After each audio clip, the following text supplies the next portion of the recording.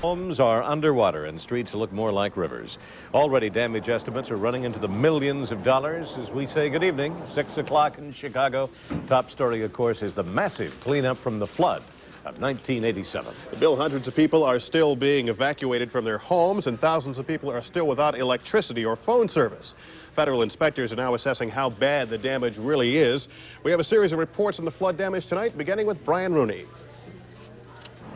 The floodwaters in Elmhurst are mostly gone, but in some areas, dropping slowly. Whole streets and neighborhoods are still under a foot or more of water as the flood recedes, leaving a wake of garbage. Some businesses still have water in their parking lots and ground floor. Cars and trucks stand where they were left or stalled. This viaduct is nearly 14 feet high, but you can just make out the roof of a tractor trailer abandoned before the advancing water. Some of the residents here are angry that the city of Elmhurst didn't do more sooner.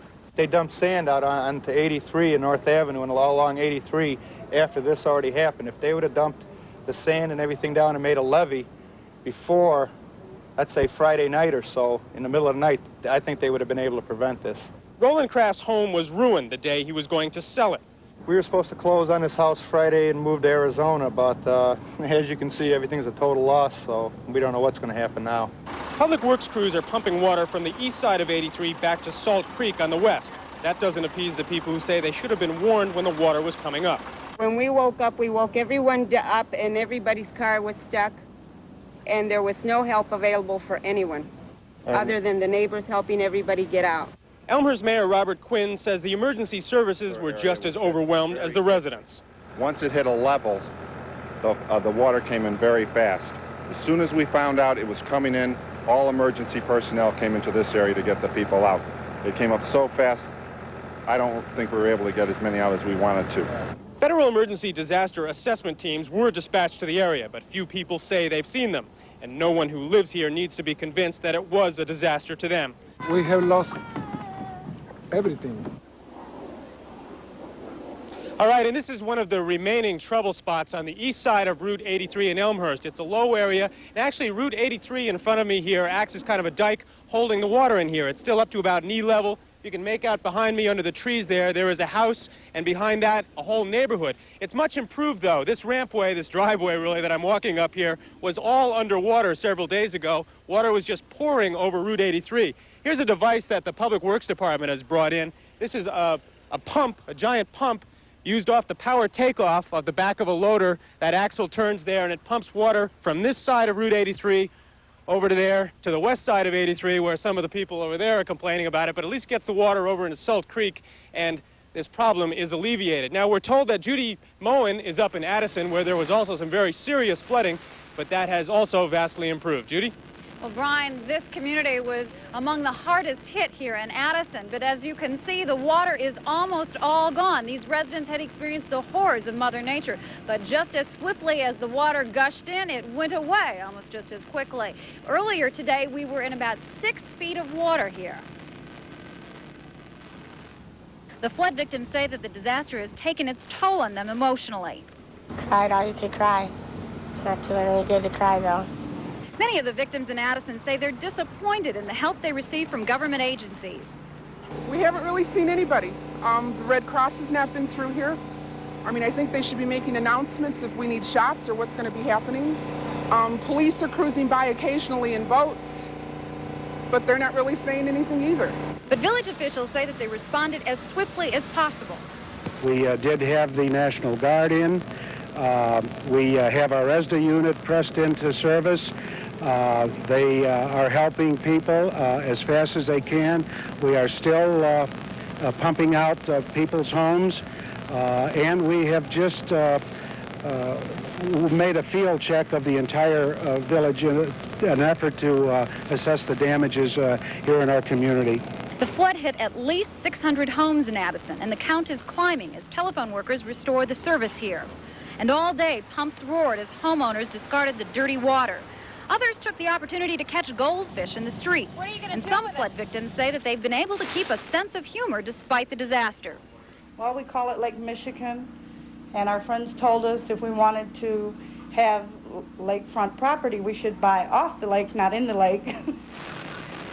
The residents here say that it will probably take them at least 6 months before they get their homes back to normal. And some of the residents say that's a conservative estimate. There's another problem here. A lot of the children and people have been in and out of the dirty water, and a lot of people are counting on getting tetanus shots. And the village manager told me that tonight they ran out of some of the serum for the tetanus shots, but they will be getting more tomorrow morning here. So a lot of people are taking advantage of some of the health services, but they may have to wait just a little bit. Reporting live from Addison, back to you in the newsroom. All right, Judy, of course, tetanus is a real concern, and many local communities are offering tetanus shots at a number of local hospitals and clinics. Tetanus and diphtheria are caused by the kinds of germs that grow rapidly in floodwater. Health officials say that anyone who has been exposed or is likely to be exposed to floodwater should get a shot. If you recently had a tetanus shot, they say you should be okay. Sometimes you have to step back, really, and look at a problem to see it clearly. And when you step back from these flooded streets, you find a river actually acting quite naturally. To get that perspective, I flew over the area this afternoon.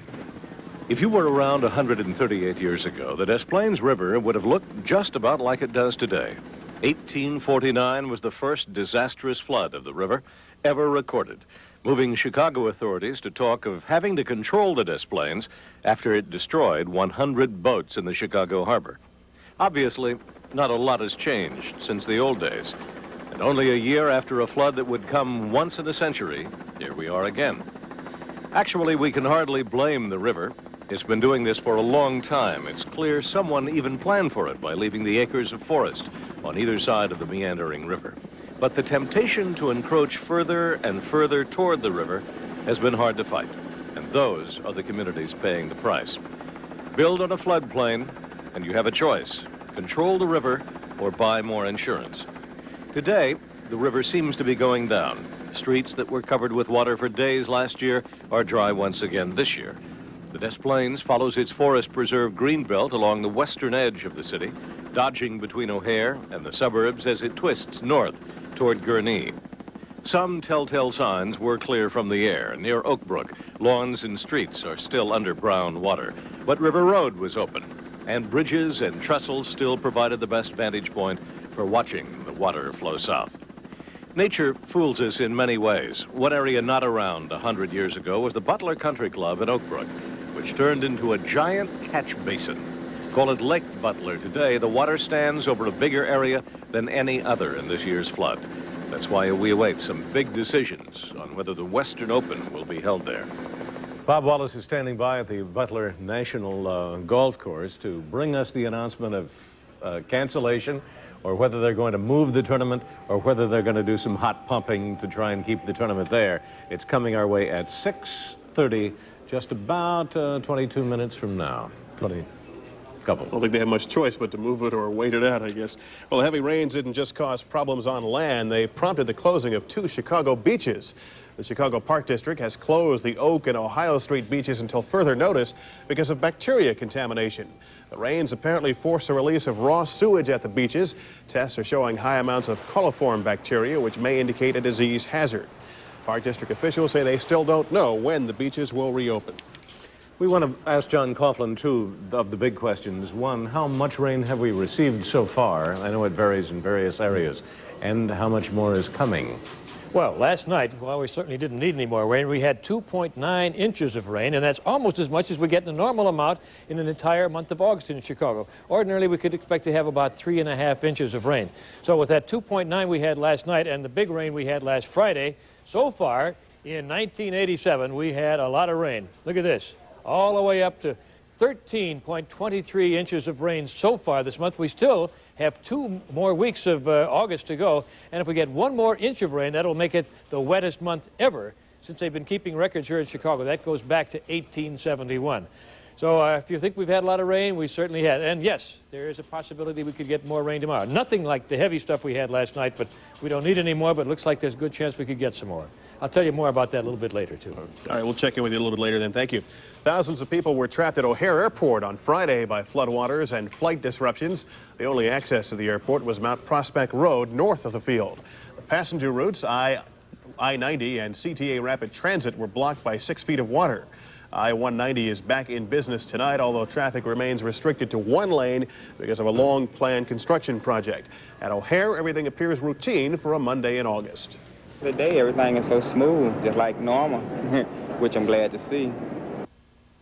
Diversions to other cities raise havoc with airplanes and crew schedules, but the last of the stranded travelers were able to leave O'Hare on Sunday, and the airlines have juggled planes and crews in order to resume the normal schedules. And we're sorry to report tonight that if you were planning to vacation on Lake Kennedy this year, you're going to have to change your plans.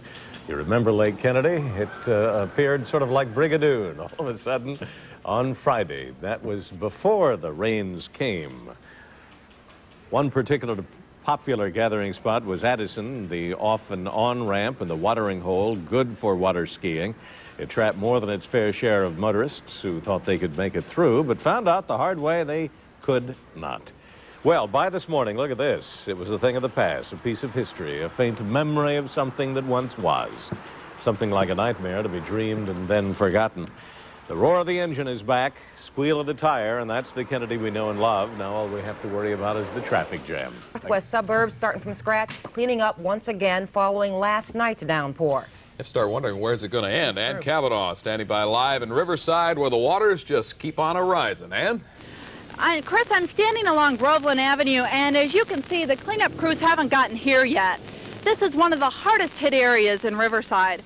Boats seem to be the main mode of transportation here at this point. Around where I'm standing, the water is about knee-high, but as you move further down the block, it gets even deeper. There's really no way to get around this area except by boat. This neighborhood was evacuated on Friday, and most of the residents still haven't been able to return to their homes. The water line seems to be here, but it's wet up further. The water line, they told us that the firemen told us about 30 inches. The garage is totally underwater, the basement is underwater, and I have a storage room also, and it's totally gone. Everything that's in the basement is floating and underwater. Do you have flood insurance? No. Nope, my agent didn't get around to getting it for me, and I'm left holding the stick. So are thousands of others. All over the Chicago area, flood victims were starting the cleanup they had begun Saturday all over again.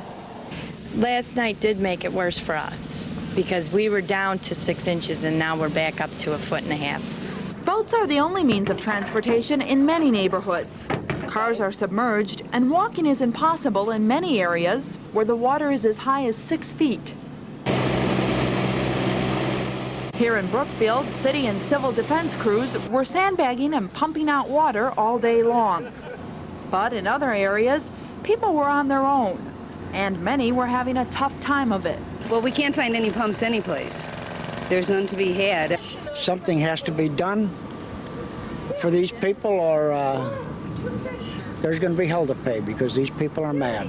They're very mad. This last year, the city promised they would build a berm all around the perimeter here, keeping the river away from us. And we didn't get that berm, and this is the result. Most of the flood victims don't have any flood insurance and have lost many of the possessions they spent a lifetime collecting. It's back to square one for most of them. Start all over, just take it one step at a time. Well, one important step will be taken later this evening. ComEd plans to turn back the power in many of the homes around here, which really should help the cleanup effort tomorrow. A lot of the people here have rented electric pumps, and of course they haven't done much good without any power. They're really hoping they can get this cleanup effort underway tomorrow and start to put the neighborhood back in shape. Chris and Robin? All right, Ann, thank you very much. One step at a time, as that lady said. A warning tonight about drinking water that may have been contaminated by the flooding of late. The Cook County Health Department says residents of the following communities should boil their water just to play it safe. Here are the communities: Maywood, Hillside, Berkeley, Melrose Park, Leiden Township, North Lake, and Stone Park. Now, that boiling order is in effect until further notice. Charges of favoritism are surfacing. Correction, A4. Today, many flood victims are finding some cruel facts about their insurance. They apparently are not covered, and the losses, as Frank Turner explains, can be crushing.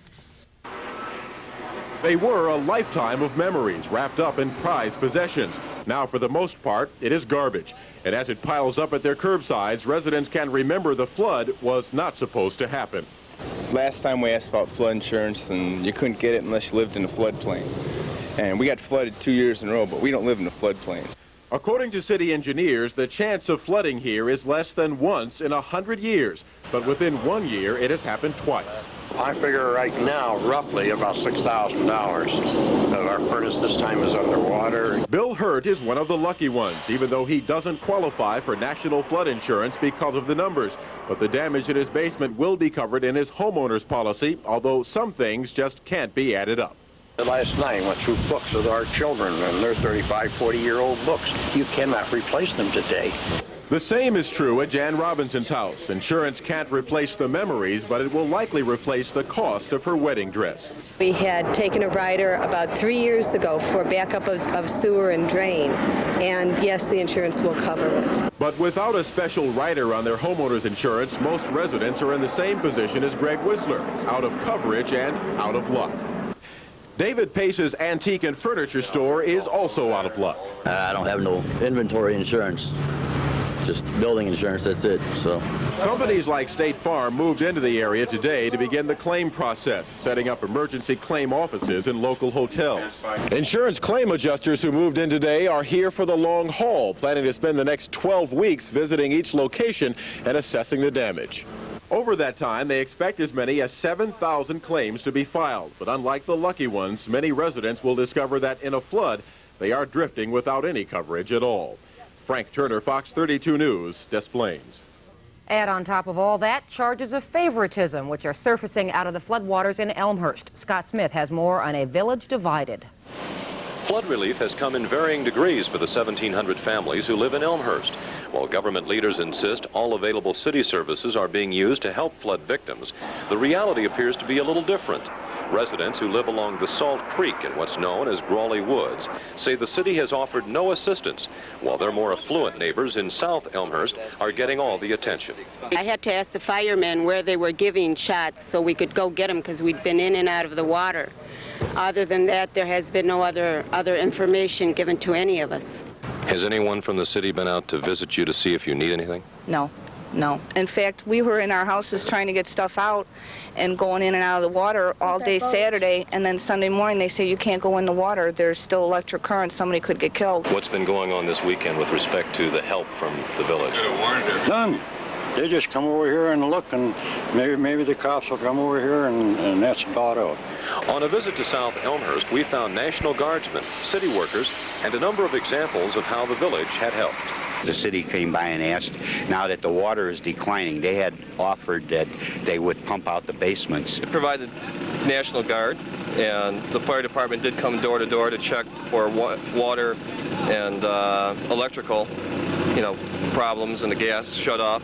We're about 3 blocks from the point that they had dropped sandbags off. City fathers, however, say there is no disparity.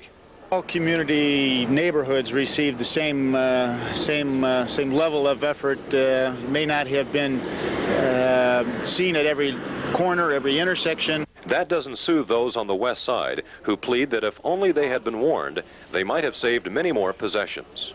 And they just don't give a damn about us over here. Scott Smith, Fox 32 News in Elmhurst. One place where it's sure that all things are not equal is in terms of your insurance coverage. Raises the question, flood insurance, who has it and how do they collect on it? It's a tough question. Bob Schultz joins us right now. He's with the Illinois Insurance Service. Mr. Schultz, thank you for being with us. First of all, happy to be here, Chris. It seems that so few people in our area have found out, perhaps, in just the last few days, they do not have flood insurance. Why do so few people not have it? Well, there's two things that have to happen, Chris, here. The first thing is the community itself must apply to the federal government to participate. It's a federal program. It's a federal program. It's a federally subsidized program. And they must apply to the federal government. That is, the community must. Not its the city person. council, Yeah. its village board, must apply to the National Flood Insurance Program. And if they become a part of the program, then the citizen, in turn, can get a flood insurance policy, which he can get through his agent. But it's not automatic. Not automatic at all. Okay. In fact, surprisingly few people in areas that are eligible for flood insurance have flood insurance. Are you saying some of the communities have perhaps been lax in Well, not going to the think federal government as a community and saying we need to have flood I think coverage? it's two things. I don't think the communities in these really flood-prone areas are lax, but I think there are a lot of the citizens think that just because they're in this area that they're going to automatically have flood insurance. That's not so at all. So what they have to do is they have to go to their insurance agent and request it.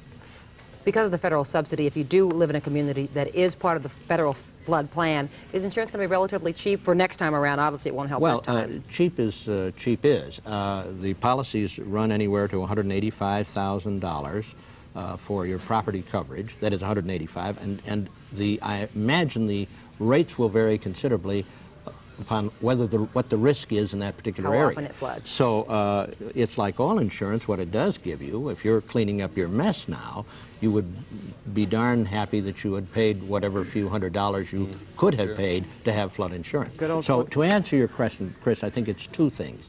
It's in some cases, it may be that the community itself has been lax and not getting into this program, and secondly, the individual has said, well, it's a once-in-a-100-year thing and I don't have to worry. But I have another thing that I think those persons who have flood insurance and want to proceed to collect on it, they should get in touch with, they should have their agent sure, like anything else, file it's called a notice of loss form, and that form ought to be sent to the National Flood Insurance Program, 800 Roosevelt Road, Building B, Suite 418, Glen Ellen, Illinois, 60137. It's unfortunate that we didn't have that in advance so we could show it to folks so they might write it down. But I'm sure their agent, however, would have that information if they have flood insurance. The agent will have it, and they should seek their agent out right away. Thanks for your help. But thank you for joining us, Mr. Thanks a lot. Hey, that announcement came right here on Channel 2 this evening as our Bob Wallace let WGA official Brian Fitzgerald give us the word.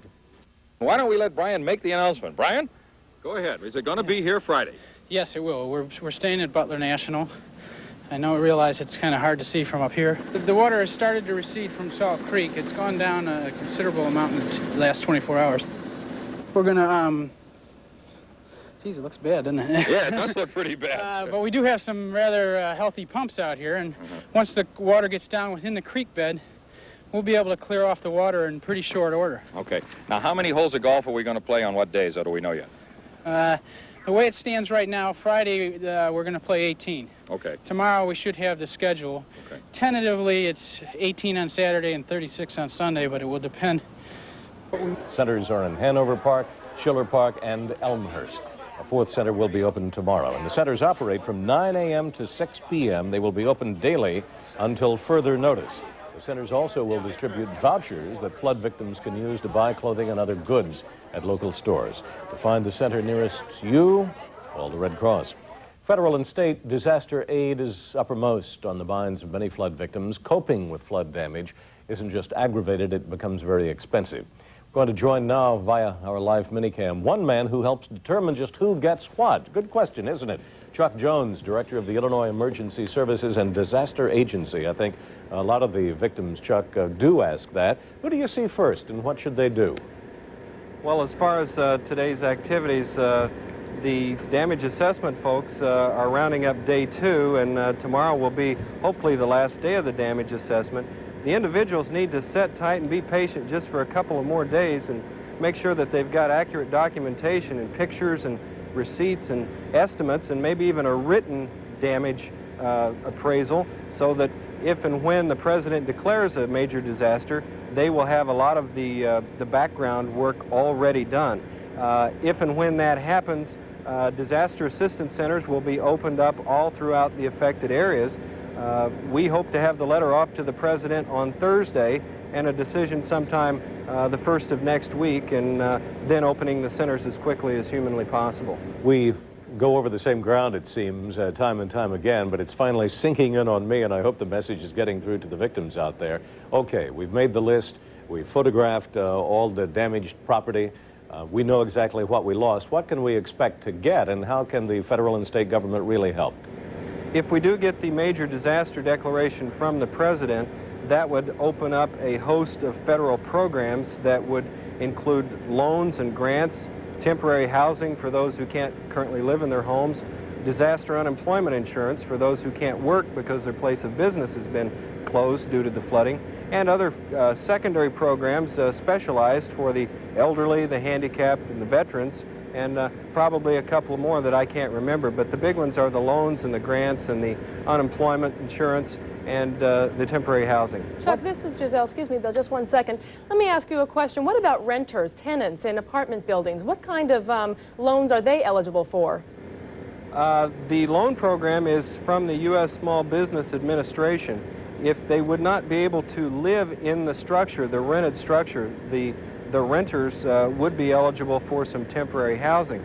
As far as loans, I imagine there would be a loan, say, for contents only of a renter's dwelling, say of maybe up to $5,000 or $10,000. I'm not really sure on the figure. That's a federal loan program, but I think it does address everybody's needs, and it certainly tries to.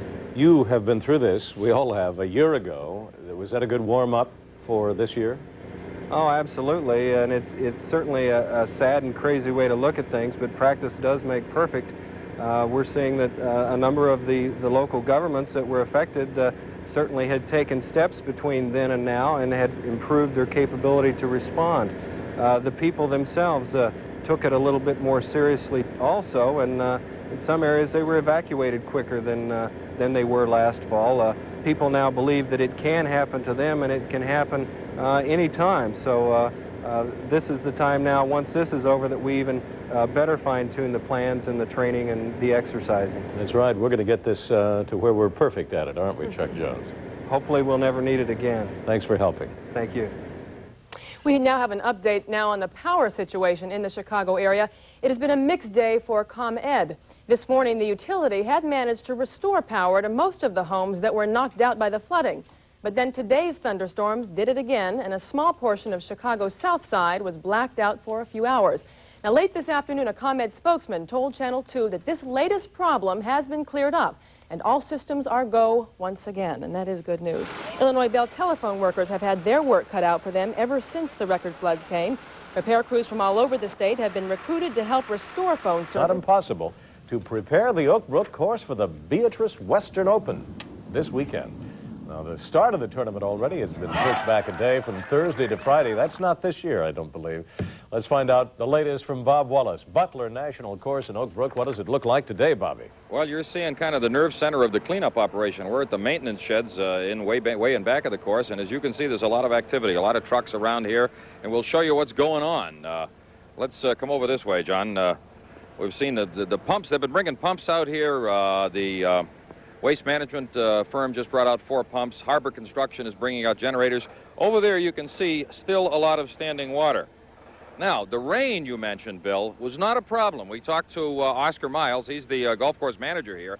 And Oscar said the rain was actually good because over here you can see what the good part of the course looks like. When all that dirty water gets on the greens, it deposits silt. And all that rain that happened today was only 3/10 of an inch out here, helped to wash it off. And what they have to do is wash off, because he said that kind of clay-laden silt gets into the greens, which are basically a very sandy soil, and it kind of coats them over, and the water doesn't get in there, and then the grass dies. So the rain was actually beneficial, believe it or not. Salt Creek, Oscar tells me now, is almost within its banks in this area, so they'll be able to start pumping some of this water from the course into Salt Creek. And as everything is going sort of well here, he said we were going to try to have him here, and he's out in the course because a transformer blew because it got wet.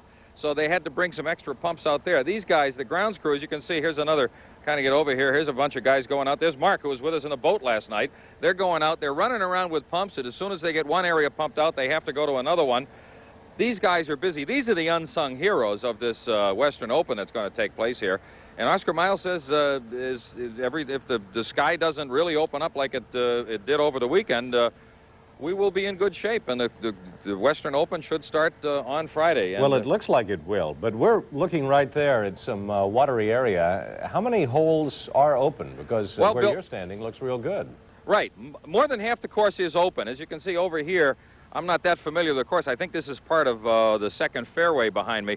But most of the course, more than half the course is open and playable, and we were over by the clubhouse earlier. A lot of the pros, we saw Tom Watson taking some practice putts. He's won it 3 times.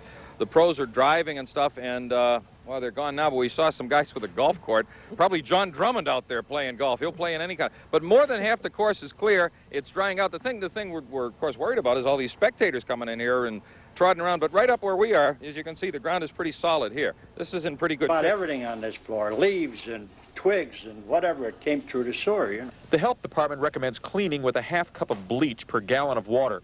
Clothes should be washed in hot water with extra soap. And if you have doubts that your belongings cannot be cleaned thoroughly, health experts... Same boat as John and the Kivels, many of them suffering even more severe damage, but all facing the cleanup in the mounds of waterlogged debris. Cal Pachaski of People's Gas tells me they've been swamped with calls asking about the potential dangers. If gas is leaking because the appliances are not lighted, get the gas shut off to the appliances. Generally, there's a shut-off valve just before each appliance that can be just turned with the shut-off handle across the line of the pipe. It's wise to have an expert check your appliances before you turn them on. And in some cases, if they're sewage contaminated, you might have to discard them. Carpets must be cleaned and disinfected professionally, and you'll probably have to throw out the padding. Don't refreeze any unthawed food, and certainly discard any food touched by floodwaters. If your drywall has been contaminated with sewage waters, you'll have to pull it out and toss it. Same goes for items like mattresses that can't be disinfected. Other pieces can, in some cases, be cleaned professionally.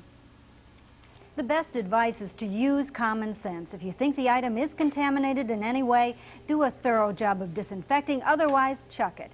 And if you have any questions, make a call to the experts. Most are listed right in the phone book. Ron and Carol? And so far, we've been pretty fortunate. People have figured out you don't walk down in the basement, even if there's only an inch of water, while the electricity is maybe on down there. Easiest way to get electrocuted, and if a consumer is concerned about relighting the pilot light, all the utility companies say, if you are in doubt and you don't know how, call us. We'll be happy to come out and help you. Good. All right, Thanks, thank you, Sharon. One on the bicycle began wondering if the Chicago area got 30 billion gallons of rain in 12 hours, how come the Tom T. Hamilton Flood Control Reservoir looks like this? Rained all night? Rained all night. All day? All day. I've asked about it, and they say they're waiting for a big rain to come. And I thought we've had several big rains in the last 10 years, but apparently none has been big enough to put water in it. Yeah, first of all, if it's 10 or 15% full, it means that somebody got protected. It would have been in somebody's basement or in the street someplace. Sanitary district officials say it is 15% full, which means, of course, that it is 85% empty. The pond fills up when the nearby creek overflows. If the creek did not overflow, it's because A, there was not enough rain, or B, too much rain, causing the storm sewers to back up. Most of the time it handles most of the problem. When you get a high-intensity storm, it even backs up there, and you can't get the water to the stream. If the stream can't get filled up, then the reservoir doesn't get filled up. I have never seen the creek banks overflow. They're always within their banks. And the water that does not go into the pond moves downstream to Elmhurst and Oak Brook, which look like this. Sanitary district engineers point out that most of the 24 retention ponds in the county did fill up, and anyway, it's, what's the phrase, a drop in the bucket in a 30 billion gallon storm? Now they'll revise the statistics to show that this kind of a storm could happen once every 50 years rather than once every 100 years. Well, the water everywhere, and not a putt to sink. 5 fairways still underwater. And then this morning, about 10:30, it started to do it again. Rain. But still, Western Open officials are not giving up. And the tournament, they say, will tee off this Friday morning. Thursday, you'll definitely see golf course, and Friday it'll be playable. No doubt in your mind, is there? Absolutely no. I wouldn't be here with you, Frank. You are an optimist, aren't you? Have to be. I don't have any domes to play in. This is not Houston. Fortunately, this morning's rain didn't last long, only about 15 minutes, but there are still plenty of what you might call watered fairways. Watered fairways, roughs, sand traps, greens. However, grounds crews here say they are winning the battle, and they're doing it with large pumps.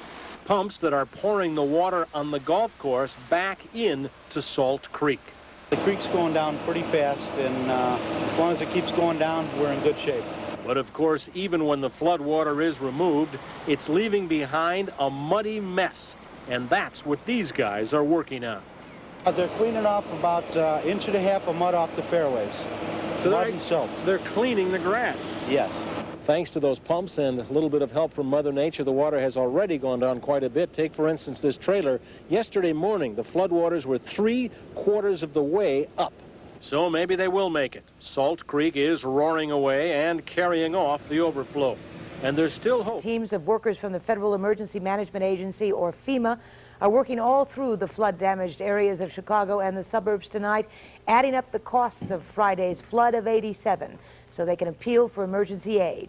The FEMA workers say they should have a final estimate of just how much federal aid the flood victims will need late tomorrow.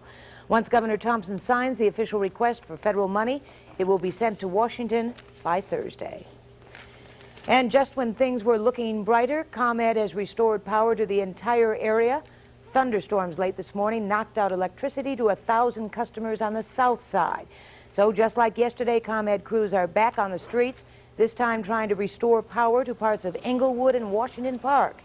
And in the western suburbs, some 18,000 customers are waiting for the lights to go back on as electrical wires still remain underwater. Meantime, the Illinois Bell switching station in Roselle is back to 90% capacity. This after floodwaters in the building subsided, leaving 3,500 customers still without service. However, 16,000 Bell customers in other northwest suburbs remain without power tonight. Mary, the latest sign of these flooded times appears to be on the Chicago River, and it happened late today. The river ran red with food dye after a factory apparently dumped the coloring into a sewer backed up by the flooding.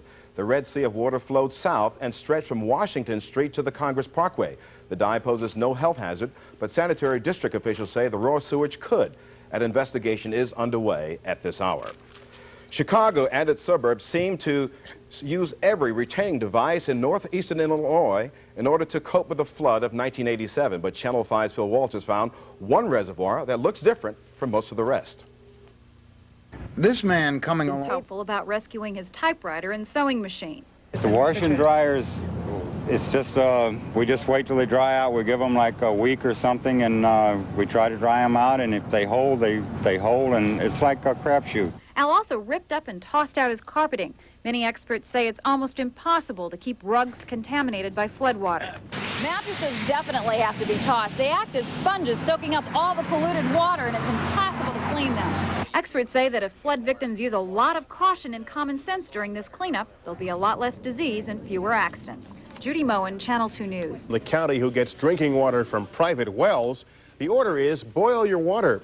Tests indicate that 1/3 of the county's 10,000 private wells are contaminated, even in areas that were not badly flooded. About 30,000 people are affected. Some relief tonight for the sewage trouble in two western suburbs hard hit by the floods. The sewage treatment plants in Elmhurst and Villa Park have been shut down for several days. But as Judy Moen reports, the plants are beginning to come back online tonight.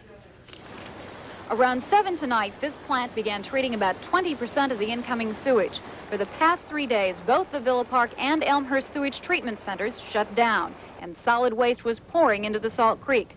But sewage treatment operators say the health risk is minimal. If people stay out of it, then no, but if they go in it, then there's always a chance. But some of the area residents are concerned. If they're dumping raw sewage, and this could come back to us. And then we have a major problem besides our own home problems. We now have a water problem. We have a problem with everything.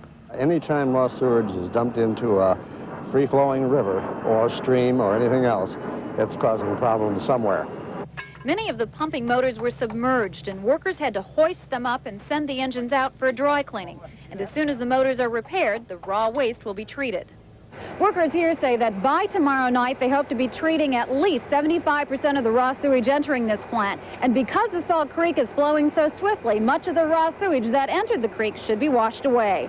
Judy Moen. Brian Rooney reports on the sad and exhausting task of getting back to normal. On Chicago's northwest side, city crews are using giant loaders and dump trucks to take away tons and tons of household goods destroyed in the floods. We're working 14, 15 hours a day. Today and tomorrow we'll be road running 12 hours in this whole area. In the western suburbs, street after street is lined with piles of sofas, refrigerators, and furniture waiting for the junk man. Everything that I got into my garage is gone. Soft water heater and furnace. Everything in the basement. Everything, freezers, washers, dryers. My train's rusty and that. Even I got my toys from upstairs.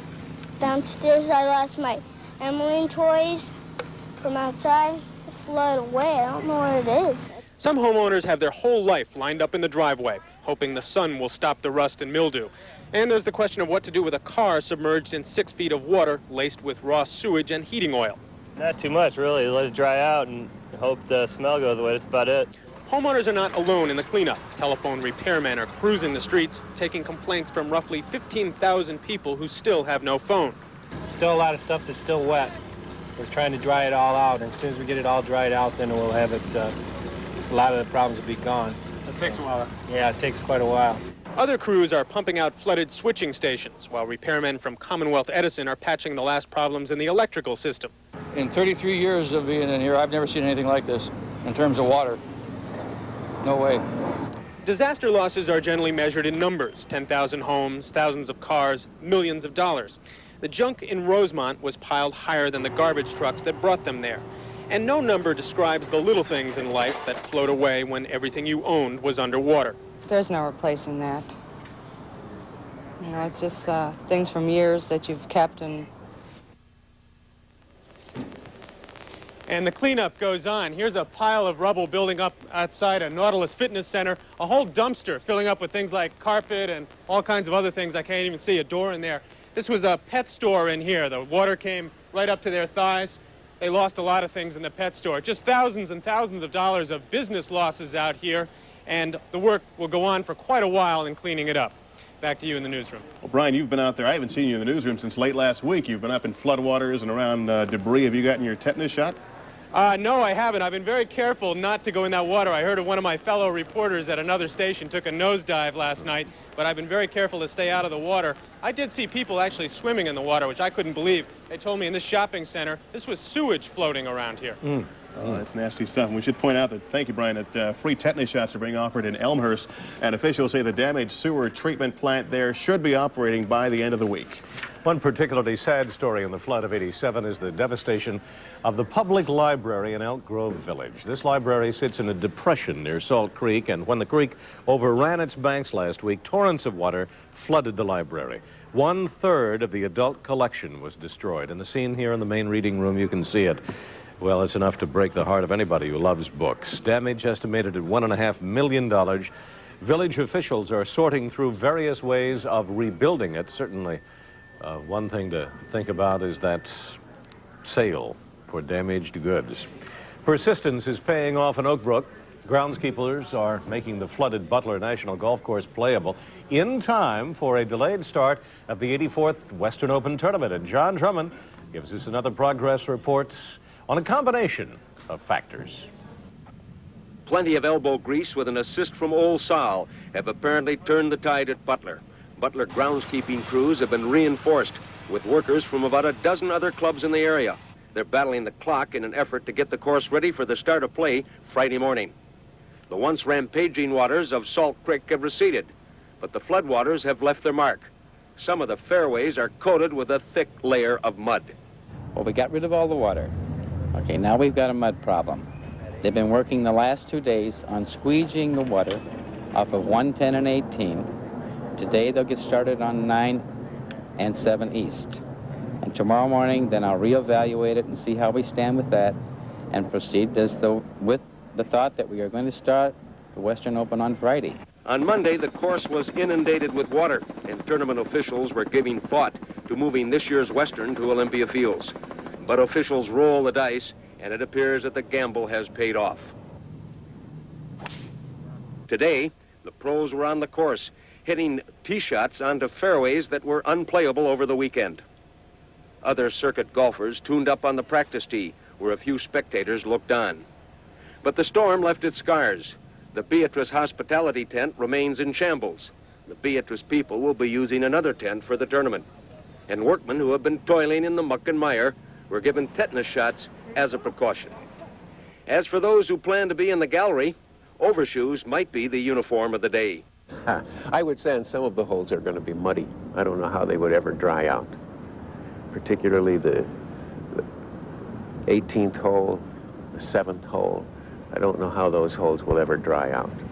Maybe old shoes would be the order of the day, because officials tell me they're going to try the paths where the spectators are going to try to dry those paths, so when the spectators come out here, it won't be that wet. But by the way, there's a good side on this. That wetness means that these greens are going to be able to hold a pitch shot, and you galleryites will be able to come out here and watch these fellows. Those balls will stop right on a dime. You'll see that backspin give you a lot of oohs and ahs. You know, Bill, I'm not a crooner. I don't know if you and Bill and Lester, maybe you play the top 40 charts, but I remember a tune a few years back called "What a Difference a Day Makes." Just 24 little hours, and that has been the story out here today. I'd sing that to you, but I'm afraid I'm not much of a crooner. But that's the fact. What a difference a day. Their anger tonight, scores of them are meeting right now to take out their frustrations on Elmhurst officials. Our Giselle Fernandez is there. Giselle, what can you tell us?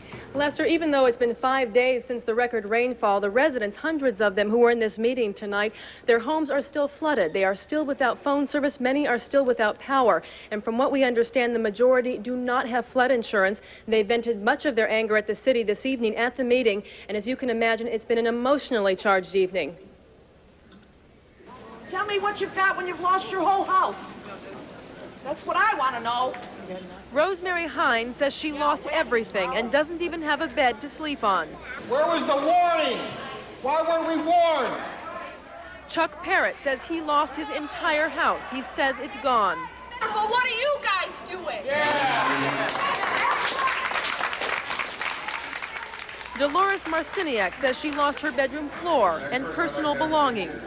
They are just a few of the 500 angry and devastated residents in Elmhurst who came to a town meeting tonight demanding answers from the city. We're here because we want to help you. Residents booed loudly at the mayor as he attempted to appease them. But many in the crowd jumped up and yelled out of turn, telling the mayor to get to the point. And you totally destroyed my home that I lived in for 24 years. On the south side, always. The south side of Elmhurst, every time it rains, the baby wets its diaper, the electricity jammed. Amid more loud and heated heckling, a spokesman for Commonwealth Edison attempted to assure residents crews were trying to restore power. A spokesman for Illinois Bell did the same with phone service. City officials passed out a booklet on how to clean up and disinfect flooded basements. But homeowners were not satisfied. They claim the city did not warn or respond to them sufficiently. Well, the meeting now is breaking up. A lot of people are still inside trying to get their questions answered. Others have left. Others have been very dissatisfied. We'll keep you up to date should anything... Lead of President Reagan to declare flood-ridden parts of Cook and DuPage counties federal disaster areas. The governor spoke to reporters in northwest suburban Park Ridge, where tons of flood-damaged appliances and furniture were removed from homes and businesses. State officials estimate that more than 16,000 homeowners suffered severe flood damage last week. Governor Thompson said those people need more help, and he wants to get it to them. We believe, after an assessment which began earlier this week, conducted by state, local, and federal authorities, that the damages from the flooding of last weekend have at this point reached more than $77 million. If President Reagan does declare the region a disaster area, homeowners will be eligible for several types of federal assistance, including low-interest home repair loans. Tomorrow, the Western Open is set to begin at 7 a.m. Barring more rain, alternate plans would be to start on Saturday and have a 54-hole tournament, or possibly play 9 holes on an adjacent public course, I should say. But at the moment, the tournament is set to start tomorrow morning. President Reagan has declared portions of those counties disaster areas, making homeowners there eligible for federal loans and grants. Officials hope to set up centers to begin processing disaster relief applications next week. Mosquitoes in the flood area. They say all the rain that we've had